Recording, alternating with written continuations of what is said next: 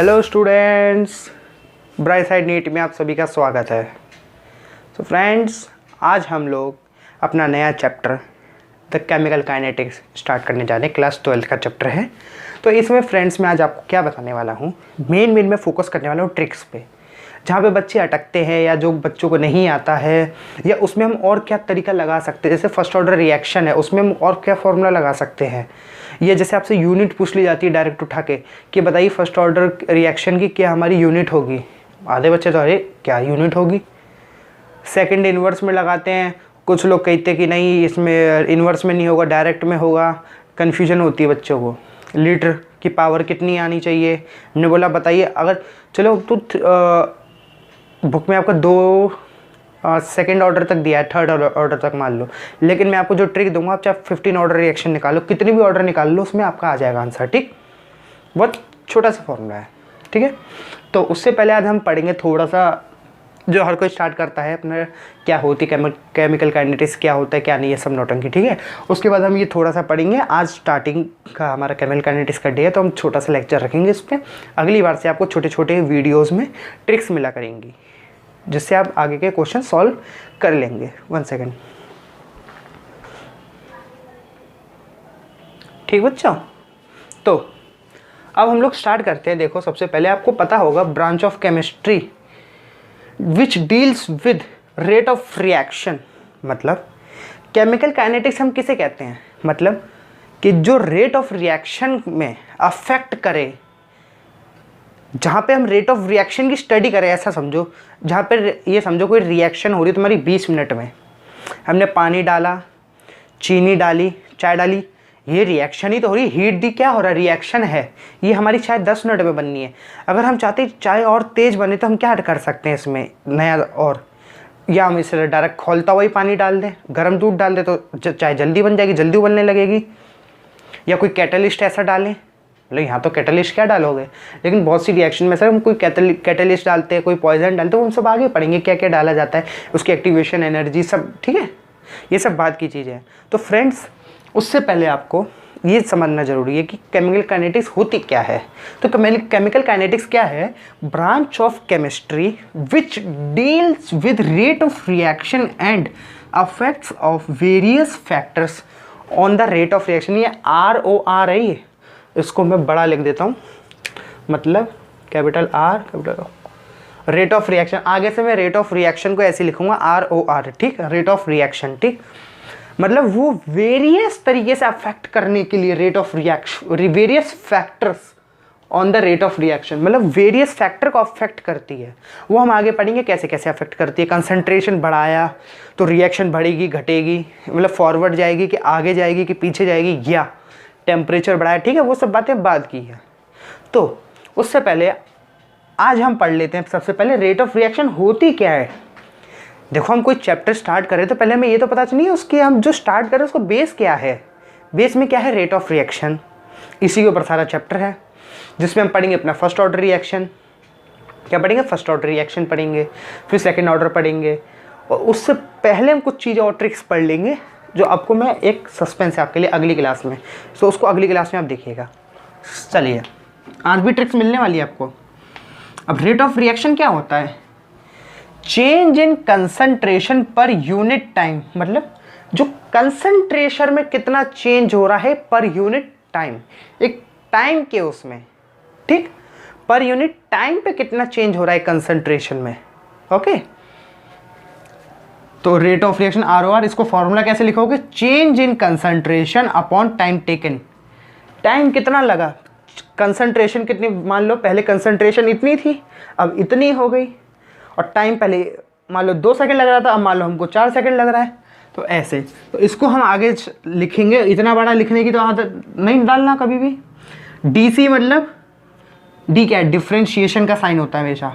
ठीक, जब कोई चीज़ चेंज हो रही, इंटीग्रेशन में हम इंटू करते हैं, याद रखिएगा। बच्चे ये भूल जाते हैं, सॉरी, कि हमें डिफ्रेंशिएशन कब करना है और इंटीग्रेशन कब करना है। ठीक, डिफ्रेंशिएशन याद रखिए, कोई चीज़ आपकी अपॉन में आ रही है, जैसे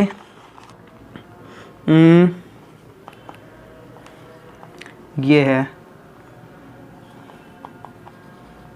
अब ये है जैसे, ठीक, डिफ्रेंशिएशन आप करोगे जहाँ पे आपका डिफरेंट मतलब आपका डिवीजन आ रहा है, डी से डिवीजन याद रखो। जैसे वेलोसिटी की हम स्पीड मतलब स्पीड निकाल रहे हैं तो फॉर्मूला क्या, डिस्टेंस अपॉन टाइम। अगर हमको कोई इक्वेशन जिसके भी टर्म में दी हो, मान लो हमको डिस्टेंस दी गई है हमें टी के टर्म में, तो हम डिस्टेंस को डिफ्रेंशिएट करेंगे टी के टर्म में, तब हमको मिल जाएगा वेलोसिटी। अगर हमारे दो प्रोडक्ट इनटू में आ रहे हैं, जैसे हमें मास दे दिया है या सॉरी एक्सेलरेशन दे दिया मास के उसमें, तो भैया हमें फोर्स निकालना है, तो फोर्स निकालने के लिए इनटू, अभी ये देख लो, सुनो, तुम्हें कोई चीज़ निकालनी है, सुनो, ये सब तुम पड़ जाओगे चक्कर में। अभी ये मैं अपने तरीके से सोचता हूँ डिफरेंशिएशन इंटीग्रेशन क्या है, ये मेरी ट्रिक है। अभी नहीं, जब वो पढ़ोगे तो मैं तब समझा दूंगा, ठीक है। अभी इसको रहने दो, अभी तुम पता कैसे समझो। डिफरेंशिएशन में याद रखो जहाँ पे हमारा फॉर्मूला डिवीजन में आ रहा है वहाँ पर हमारा डिफरेंशिएशन लगेगा। जहाँ इनटू में आ रहा है, जैसे F equal to M A into में, तो इंटी इंटू ऐसे याद रखो, ठीक। वो सब छोड़ो तुम। तो डी मतलब change in concentration upon D T change in time, जो टाइम लगा। अब ठीक है, इतना तो हो गया, ये तो चलो नॉर्मल बात है। अब यूनिट तो चलो बच्चों हर कोई बता देगा यहाँ से देख के। यूनिट क्या, कंसंट्रेशन पर टाइम। टाइम को क्या लिखोगे, सेकंड लिखोगे। ये सेकंड लिखा है मैंने, ठीक, दिख रहा होगा सेकंड, नहीं तो मैं लिख देता हूँ दोबारा, सेकंड इनवर्स, ठीक। अब बोलोगे बच्चा मोल और लीटर कैसे आ गया। अरे आपने वो पढ़ा है मोल वाला chapter, some basic of chemistry वाला, नहीं पढ़ा तो मैं पढ़ाऊंगा, लेकिन स्कूल में तो पढ़ा होगा। तो वह कंसंट्रेशन को क्या लिखते हो, कंसंट्रेशन को क्या लिखते हो, मोल अपॉन वॉल्यूम, यही तो लिखते हो। एन मतलब मोल्स। अरे इक्विलिब्रियम में जब पढ़ते हैं हम लोग, वहाँ भी तो यही लगाते हैं कंसेप्ट। बेटा आगे चलोगे मैं सब बताऊंगा आपको, इतना याद रखो भी बस। कंसंट्रेशन का फॉर्मूला होता है मोल्स अपॉन वॉल्यूम। जब हमने मोल्स अपॉन वॉल्यूम, यहाँ देखो ये ना concentration per unit time, concentration की जगह हमने मोल्स अपॉन वॉल्यूम डाला, तो वॉल्यूम नीचे था, सुनो, वॉल्यूम को हमने लीटर में डाला। जब ये नीचे था तो ये ऊपर जाके क्या हो जाएगा, इन्वर्स में हो जाएगा। कोई चीज़ जो डिवाइड में नीचे हमें उसे ऊपर भेजना है तो उसके ऊपर एक माइनस का 1 लिख दोगे। क्या लिख दोगे, -1। अगर मान लो यहाँ लीटर स्क्वायर होता, मान लो यहाँ लीटर स्क्वायर होता, तो हम यहाँ लीटर का -2 लगा देते पावर, ठीक है। ओके, ये चीज़ है, ये चीज़ मैं समझाना चाहता था, ठीक। अब चलो ये कहानी तो ख़त्म, ठीक। इसको यहाँ -1 कर लेना, ठीक। ओके, इसे हटा दो क्योंकि ये मैं ऊपर लिख चुका हूँ। ओके, तो बच्चों ये हुआ। अब एक आज की जो ट्रिक है वो सुन लो पहले। क्या चीज़, ट्रिक। अगर आपसे कोई पूछे, ये चीज़ मैं अभी यहीं बता रहा हूँ क्योंकि हम आगे पढ़ेंगे, क्या फ़ायदा, पहले इसको करके चलो तो आप आगे मुझसे पहले आंसर दोगे तो आपको ज़्यादा खुशी होगी, सीधी बात है ना। 1 सेकेंड रुकिए, टाइम देख लें, 8 मिनट हुई है, 20 मिनट है हमारे पास, ठीक। तो आइए वो ट्रिक हटा दूँ।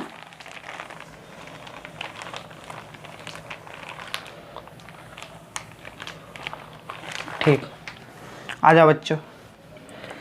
ट्रिक क्या है, चाहे वो फर्स्ट ऑर्डर रिएक्शन हो, F लिख रहा हूँ, चाहे वो सेकंड ऑर्डर रिएक्शन हो, चाहे वो थर्ड ऑर्डर रिएक्शन, चाहे वो कोई सी भी हो, इनफाइनाइट कोई सी भी रिएक्शन हो, उसका फॉर्मूला आप यूनिट के लिए, किसके लिए, यूनिट के लिए।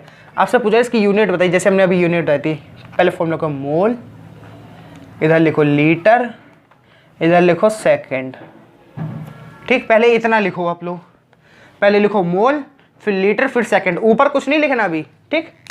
ये मैं यूनिट बता रहा हूँ, ठीक। अब फॉर्मूला लिखो 1 - n, इधर लिखो n - 1, इधर माइनस, क्या दोबारा से देखो यहाँ, मोल 1 - n लीटर, n - 1 सेकेंड -1। बच्चों ये आपका हर जगह काम आएगा, ये फॉर्मूला दिमाग में चिपका लो।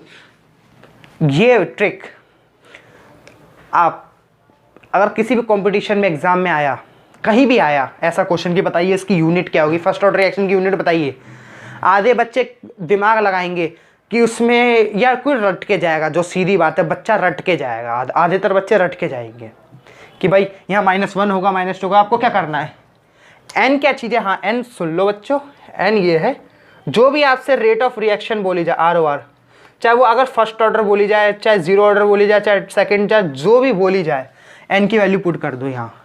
मैंने आपसे बोला बताइए फर्स्ट ऑर्डर रिएक्शन, तो एन की वैल्यू 1 पुट करोगे। 1 - 1 भाई मोल तो 0, और कभी भी किसी भी चीज़ की पावर 0 आ जाए तो उसको हम क्या लिखते हैं 1। भाई यहाँ 1 इंटू में, मतलब 1 इंटू में लिखोगे तो 1 थोड़ी काउंट होगा, ठीक।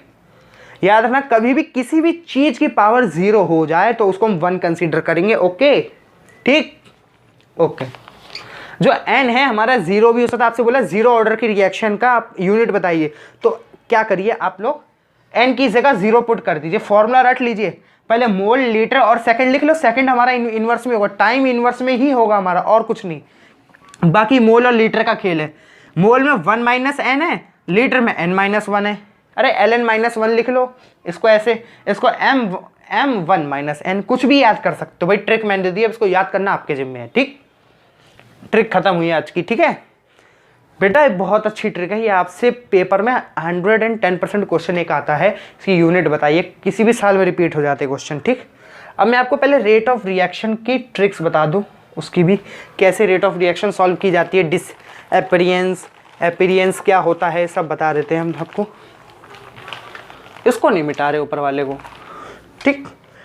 यहाँ लिखो, मैं शॉर्ट में लिख रहा हूँ रेट ऑफ रिएक्शन, ठीक। मान लो हमारे पास एक रिएक्शन है A + B will give you C, ठीक। ये 2A है, मान लो हमने यहाँ D ले लिया, ये 2D दे रहा है, ठीक। अब एक रिएक्शन भी है हमको 2A + B give you C + 2D। मान लो मैंने वैसे जो लिखी थी आप लोगों के लिए वो अलग रिएक्शन थी, उसमें आप अभी मैंने उसमें आप क्या कहते हो, डायरेक्ट मैंने केमिकल यूज़ कर लिए थे, पर आप केमिकल यूज़ करके आप कर नहीं पाओगे, है ना। पहले आपको मैं वैसे सिखा देता हूँ, फिर मैं आपको वैसे सिखाऊंगा, ठीक। तो इसको लिखने का मेथड क्या है कि हम रेट ऑफ, आपसे बोला जाए ये इक्वेशन दी गई है, आप बताइए इसका रेट ऑफ रिएक्शन बताइए। सबसे पहले आप ये जानिए रेट ऑफ, क्वेश्चन में पता है क्या आता है, रेट ऑफ रिएक्शन तो कम आता है लिखने को। सबसे पहले देखिए क्वेश्चन में मैं बता रहा हूँ, 1 सेकेंड,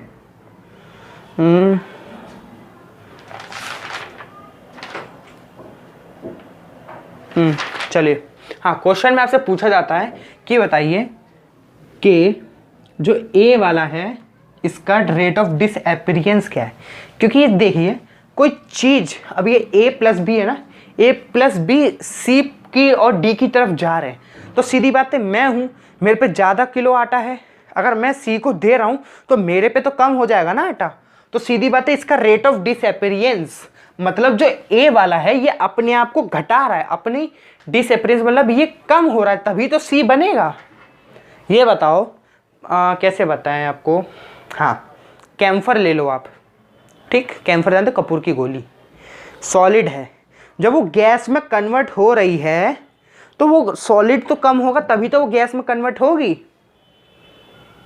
अच्छा, और बहुत से एग्जाम्पल ऐसे, कुछ भी आप ऐसा रिएक्शन ले लो, मान लो हमने ऑक्सीजन और हाइड्रोजन ले लिया, ठीक।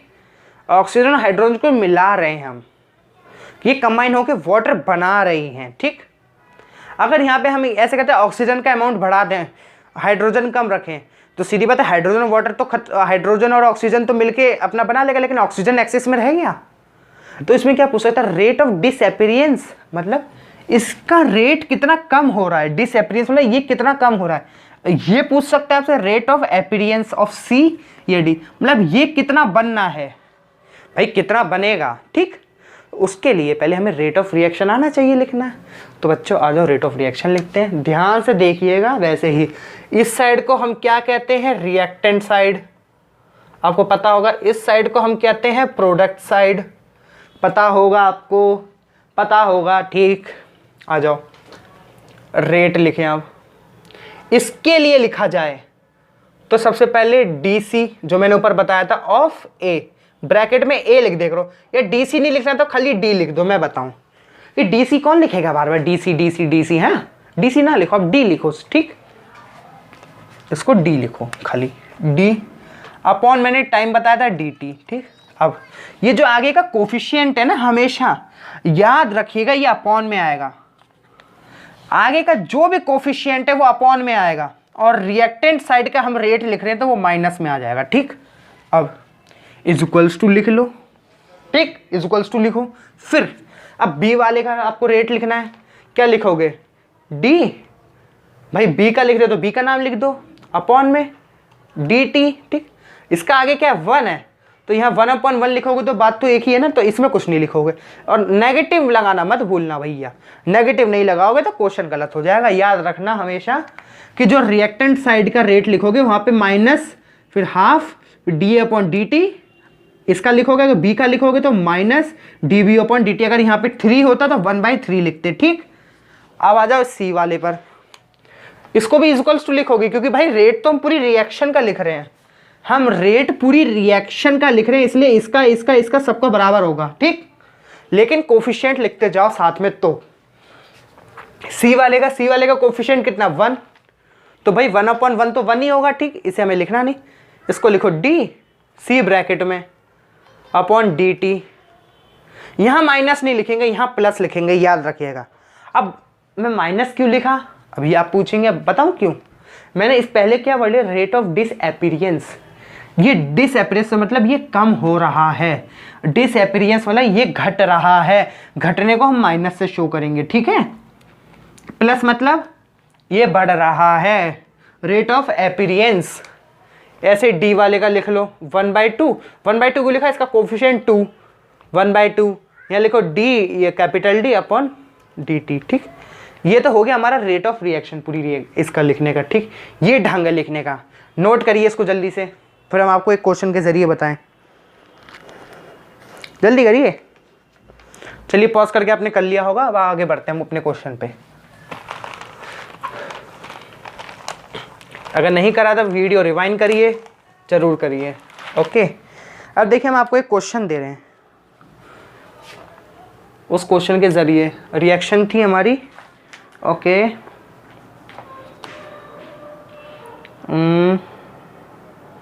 ये है reaction, 2A will give you 4B + C, और डाटा गिवन है आपको रेट ऑफ फॉर्मेशन में ऐसे लिख दे रहा हूँ, आगे से मैं ROF लिखूंगा, ठीक है। रेट ऑफ फर्स्ट ऑर्डर को मैं कुछ और लिखूंगा, ठीक है। रेट ROF मतलब rate of formation. Rate of formation की वैल्यू हमको दी गई है बच्चों 5 × 10⁻³ मोल लीटर कितना दिया है, मोल लीटर -1, ठीक। और सेकंड तो होगा ही हमारा, ठीक। ये दिया है हमें, और हमसे पूछा क्या गया है, calculate rate of disappearance of A. अब जल्दी से मेरे को बताइए डिसअपीयरेंस ऑफ ए कितना होगा। रेट ऑफ फॉर्मेशन तो बी का दे दिया हमको, भाई बी का रेट ऑफ फॉर्मेशन दे दिया, बी कितना बनना है। अब ए बताइए, वही फॉर्मूला लगाइए जो मैंने अभी पीछे बताया था, ए वाले का ए की तरह लिखिए, बी वाले को बी की तरह लिखिए, सी वाले को सी की तरह, और जो इज इक्वल टू है इन दोनों को इक्वेट करके आंसर ए का निकाल दीजिए। टाइम, अरे टाइम तो दिया ही नहीं मैंने, आपने ऐसी क्वेश्चन सुन लिया। टाइम लिखो 10 सेकेंड, ठीक। टाइम देख लो 10 सेकेंड है, मैं भी चेक कर लूँ 10 नहीं था, 10 सेकेंड, ठीक। अब करके दिखाओ, वीडियो पॉज करो और मुझे जल्दी से जल्दी आंसर बताओ, ठीक है। आपने पॉज करके कर लिया होगा, आपने दे दिया होगा आंसर। अब हम अपना आगे स्टार्ट करें, ठीक है, ओके। सो सबसे पहले आपको मैंने क्या चीज़ बताई थी, यहाँ लिखो रेट इज इक्वल टू डाल लो, पहले ए के लिए लिखो DA अपॉन DT। 2 को कैसे लिखोगे, 2 को कैसे लिखोगे, 1/2 लिखोगे ना, 1/2 लिखोगे, ठीक, 1/2 लिखोगे। अब 4B को कैसे लिखोगे, 4B इज इक्वल्स टू 1/4, ये D हो गया, B अपॉन DT।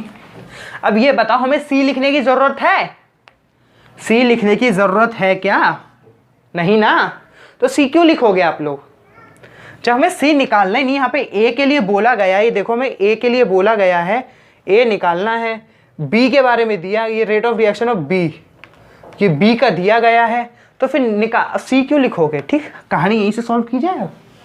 ठीक, अच्छा आ जाइए, रेट ऑफ फॉर्मेशन दे दिया गया हमें कितना, 5 × 10⁻³ तो 1/4 तो ऐसे ही रहेगा। ठीक, डी बी की जगह क्या लिखोगे आप लोग, 5 × 10⁻³ ठीक है, 5 × 10⁻³ टाइम कितना दिया, 10 सेकेंड। बच्चों दिख रहा है ना टाइम आपको, 10 सेकेंड 10। ठीक, इसको पहले सॉल्व करो, 1/4 × 5 × 10⁻³ सॉल्व करो। कर लिया सॉल्व, क्या आया, अरे 4 को काटो 5 से, क्या आया, 4 बन जा 4। ठीक, 1 बचा, कैरी लोगे 0, 4 2 जा 8, 4 5 जा 20, 1.25 आया, लिखो पहले 1.25 इंटू ये 10⁻³ था इधर, अपॉन में 10, ऊपर पहुंच के -4 हो जाएगा, 10⁻⁴। ये क्या आ गया, रेट आ गया हमारा, किसका, अभी पूरी तरह से तो नहीं आया। अब इसको लिखो नीचे, वापस आ जाओ, इधर 1/2 ये dA/dt इक्वल्स, हमने ये सॉल्व करा है अभी, इतना बीच, इसकी वैल्यू कितनी आ गई, इतनी आ गई, 1.25 × 10⁻⁴। अब इस वैल्यू को यहाँ लिख लो, 1.25 × 10⁻⁴। अब हमें निकालना है ये वैल्यू। ठीक, तो ये 2 को क्या करोगे, इसको उठा के यहाँ तीर चला दो। ठीक, यहाँ क्या करोगे, इंटू 2 कर दोगे, यहाँ से 2 हटा दो, फिर जब इंटू उधर भेज दिया। ठीक, अब इंटू करो, क्या आ जाएगा, 5 2 जा 10, 2 2 जा 4, 5 आ गया 2। ठीक, 2.5 × 10⁻⁴, बस ये आपका आंसर है बच्चों, दिस इज योर आंसर। अब आपसे डिसअपीयरेंस पूछ लिया था तो आप ऐसे लिख दो, आंसर आ गया 2.5 × 10⁻⁴, किसके लिए, ए वाले के लिए। अब ऐसे ही आपसे सी के लिए पूछता, पर सी के लिए आपसे क्या पूछेगा, रेट ऑफ अपीयरेंस, आपसे सी के लिए बोलेगा रेट ऑफ अपीयरेंस, क्योंकि सी बन रहा है, रिएक्टेंट साइड में दिया होगा वो डिसअपीयरेंस होगा, जो रिएक्टेंट साइड दिया है वो डिसअपीयरेंस होगा, जो प्रोडक्ट साइड दिया गया है वो अपीयरेंस होगा। तो सी के लिए हम क्या बोलेंगे, रुको अच्छे से कर देते हैं, ये मत मिटाना, क्या करना है, जो आपको वैल्यू दी गई है ना, ये आपकी सभी में काम आ जाएगी, इसी से हम सी का निकाल लेंगे। अब सी के लिए क्या लिखोगे, इधर सी के लिए dC/dt तो लिखोगे =2। ठीक, तो ये वाला हो गया सी के लिए, ये जो वैल्यू आई ना ये सी की आ गई। ठीक, रेट ऑफ अपीयरेंस ऑफ सी कितना होगा, 1.25 × 10⁻⁴। हाँ, सी में कोई कोफिशिएंट होता उसको हम मल्टीप्लाई डिवाइड जो करते वो करते, पर या जो डायरेक्ट सी की वैल्यू आ गई, क्योंकि अरे जब यहाँ लिखते हैं हम = करके dC/dt, मैंने यही तो लिखा, पहले ए का लिखा फिर बी का, यहाँ सी का लिख दिया, हमने बी वाले को यहाँ बीच में सॉल्व कर लिया था, इतनी वैल्यू आ गई, तो भाई डीसी के तो बराबर हो गई ना, रेट ऑफ अपीयरेंस इतना हो गया। कितना, सी के लिए, ये सी के लिए आया, ए के लिए ये रहा हमारा 2.5 × 10⁻⁴। तो बच्चों आज इतना ही रखते हैं, देख लें आपके लिए, कल से हम आगे की पढ़ाई स्टार्ट करेंगे, उसमें आपको बहुत सी अच्छी अच्छी चीज़ें मिलेंगी, जिसमें हम आपको बताएंगे factors affecting rate of reaction, उसके बाद कैटलिस्ट पढ़ेंगे, फिर हम आगे की ट्रिक्स पढ़ेंगे। अभी कैटलिस्ट वाले में भी आपको बहुत अच्छी अच्छी ट्रिक्स मिलने वाली है। ठीक है बच्चों, सो आज के लिए यहीं रखते हैं। आप चैनल को लाइक करिए, चैनल को सब्सक्राइब करिए, वीडियोस को लाइक करिए, शेयर करिए। ठीक है फ्रेंड्स, ओके।